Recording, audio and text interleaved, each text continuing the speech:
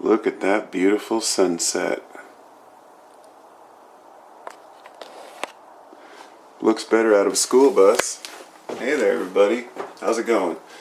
Well, you know, I've been thinking about how I'm going to do this bus channel and these videos, and what I'd like to do is eventually at the end, I would like to edit them together in sections and make some nice videos. In the meantime, what I'd like to do is update a daily report every time we do some new work on the bus. For my own enjoyment, I guess. Kind of a documentation. This is more like a journal than I could write down. So what we've got was we were talking about whether or not to keep the floor. And that question is answered.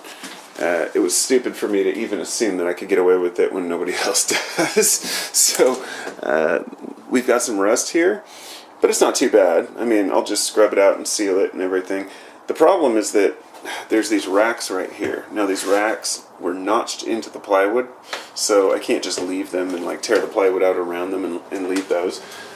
So in order to get them out, there's a hex bolt on top, and then underneath there's some long bolts which have a nut at the end. I'll probably do what I did over here with the lift, which I'll show you in a minute. But it's a pain in the butt. I've got to get 4 of those out, and then 4 of those out over here too. But it won't be too bad. And I would say no matter what, always tear the floor out. So over here we've got the wheelchair lift, which I just got out by myself. It was 8 big bolts, and I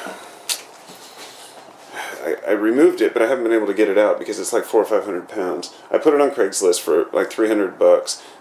In the end, I might end up just having to give it away, you know, or just scrap it. But I figured it's worth, you know, anything, you know, will help. I saw them going for like 400 to 500 or more on eBay, so I was like, yeah, why not? So my thought was that, you know, if there's going to be moisture back there, it'll be all the way through. And of course it is. And right over here is where I just finished digging up this chunk. And it's not too bad underneath. But the plywood is just toast, and it's got mold in it, of course. So all of this is going to come out.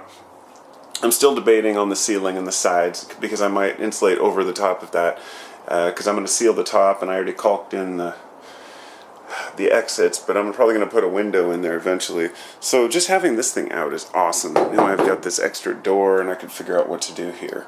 And the way I got it out was going under there and hacking off the bolts from the bottom, the extra length, and then taking off the 2 nut, because they had double nuts on there to try to, you know, super tighten them. And if you find that there's a long bolt sticking out, you know, on the bottom with the nut way up at the top, it's really hard to get it over all the grease and dirt. Taking a Sawzall with a metal blade is, you know, key. It's one of the most crucial elements. So, you know, I guess the bucket kind of says it all. You figure out where you're going by how many screws and nuts you got out. I did kill the bus battery messing around with this thing without it running. But that's alright. We'll charge her up.